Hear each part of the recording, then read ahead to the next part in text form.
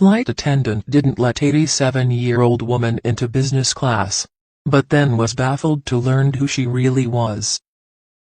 Checking in at the airport felt extraordinary and almost mythological to a woman who grew up in one of the state's small villages. The elderly woman hid the key to her house in her shoe as she normally does to avoid losing it, but she had no idea how the metal detectors in the door frames would react. Despite the fact that Mrs. Wilhelm dressed up for the journey, the way she looked caused other passengers to shun her, mistaking her for a beggar or a woman from a low-income household. That's why the woman at the check-in counter was taken aback when she saw the old lady had purchased a business-class ticket. Mrs. Wilhelm, on the other hand, nearly missed her flight because she was following individuals who were traveling to the opposite end of the country. Only with the assistance of a helpful airport employee was the elderly woman able to reach the departure zone, where several passengers were already waiting to board the plane. The man gave Mrs. Wilhelm a condescending smile and led her to the gate indicated on her boarding pass. He asked her to wait there so as to not get lost at the airport again. All this time, the old woman fiddled nervously with her purse in her hands, glancing at her watch every now and then. "Is this your first time on a plane?" asked a nice-looking young man who apparently also had a business-class ticket. "Yes, it's my first time. I'm really worried." Mrs. Wilhelm's voice was trembling with excitement. That's when the boarding started and the flight attendant, smiling politely, asked the passengers to go into the boarding bridge which connected the airport with the plane. Taking the old woman's boarding pass, the flight attendant escorted Mrs. Wilhelm to her seat. As it turned out, the old woman's seat was next to a smart-looking man who had a displeased look on his face.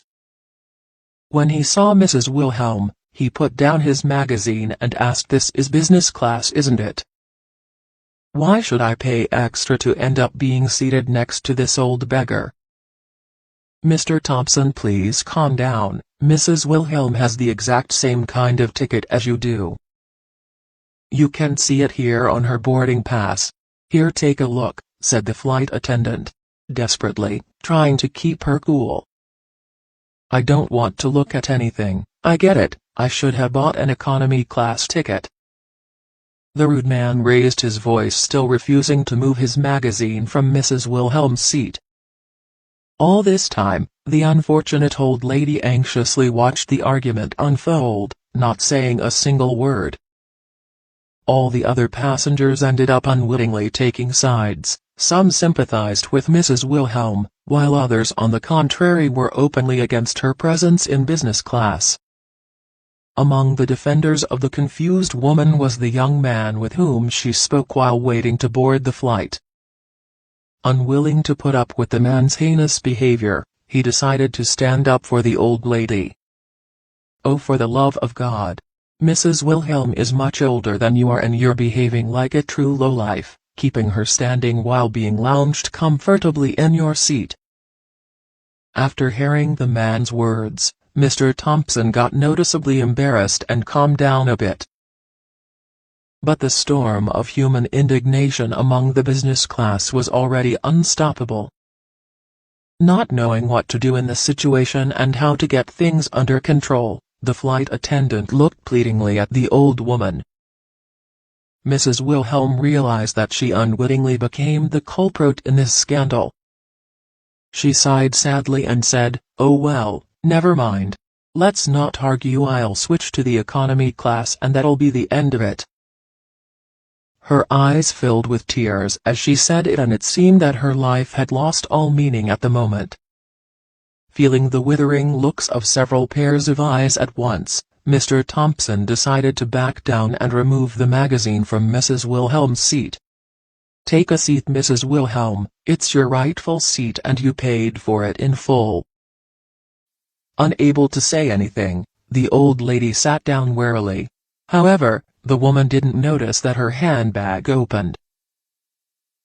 As she was sitting down, an old photograph with curved edges fell out of it. Mr. Thompson bent down and picked up the photo, noticing that a small boy was pictured in it. "This picture probably means a lot to you," the man asked. Mrs. Wilhelm carefully took the photo as if it was the most precious thing in the world. She smiled at it and her face brightened, making it seem as if all her wrinkles just magically smoothed out. "Yes, this is my son. He's a pilot. He's actually flying the plane we're on right now," the old woman answered proudly, dabbing her eyes with the handkerchief. Hearing the words of this poor-looking woman, the business-class passengers immediately settled down, ready to listen to her story. Megan Wilhelm said that she grew up in a poor family with 4 siblings. Her parents Kate and John Wilhelm ran a small farm that helped them avoid starving during difficult times. Megan was the oldest of all the children, and therefore all the hardships of raising them fell partially on her shoulders. Peter, the youngest of the brothers, was mentally challenged and required special care and attention. When WW II broke out, Megan's father volunteered for the army, where he fought against the Japanese military in the Pacific Highlands. Before leaving, John Wilhelm gave his daughter a golden heirloom which was inherited from his grandfather. He asked Megan to keep the family heirloom safe until his return. Unfortunately, John Wilhelm came home in a coffin covered with a national flag. The Wilhelm family was devastated with grief over the loss of the breadwinner and the head of the family. After the demise of her father, Megan's mother became withdrawn and never met another man to spend her life with. Time went by, Megan was getting older and it was time for her to think about starting her own family. But instead, she had to stay with her mother, helping take care of her mentally challenged brother, Peter. Kate's 2 other children have long moved into a larger city, leaving their brother, sister and elderly mother to the mercy of fate. It was only later in life that Megan Wilhelm met her true love. She was 28 years old and she had already lost all hope of getting married. Jack was handsome and he was a shepherd driving flocks of sheep in search of places for pasture. Their relationship developed so rapidly that Megan felt that she was in a fairy tale. The couple was planning the wedding, but the bad fortune that followed the Wilhelm family wouldn't allow the poor girl to enjoy her happiness. One evening, Megan's mentally challenged brother Peter set their house on fire. Jack rushed in to try and save him, but unfortunately, they both passed away in the fire. Left without a home, Megan and her mother were forced to live in an old shack. They bought it with the money they had from selling Jack's sheep. It was then that Megan found out that she was pregnant. Unfortunately, by that time her mother had already been showing signs of dementia, which manifested in aggressive behavior. It was more than once that Kate tried attacking her pregnant daughter with a knife. The unfortunate Megan gave birth to a beautiful baby boy, but every second she was afraid that her mother could unintentionally harm the baby. Megan spent 3 years living in a state of eternal fear for her child's life. Then, tired of the grief and misfortune that had befallen her in such a short time, Megan decided to send little Justin to an orphanage. With tears in her eyes, Megan sincerely believed that the boy would be better off in an orphanage than living under the same roof with his grandmother, who could harm him. After leaving her son at the orphanage, Megan lived with her mother for several more years until her demise. Then Megan went back to the orphanage, intending to take her son back home, but the woman was informed that Justin had been adopted. Ever since then, Megan had been trying to find her son for many years, but it was only recently that she finally succeeded. It happened thanks to the volunteer organization that specialized in searching for missing relatives. Thus, she bought a business-class ticket to be closer to her son, who was flying the plane at the moment. It just so happened that Mrs. Wilhelm managed to finally see Justin exactly on the day of her 85th birthday. "Now I can go in peace. I'm not sure if I'm going to heaven, but I'm very happy that my son Justin is doing well," said the old woman and sobbed softly. Mrs. Wilhelm's story didn't leave a single passenger indifferent. Some of them even completely changed their outlook on life. The old woman didn't notice how after hearing her story the flight attendant went into the cockpit and said something to the pilot. A few minutes later an announcement came over the intercom. "Dear passengers.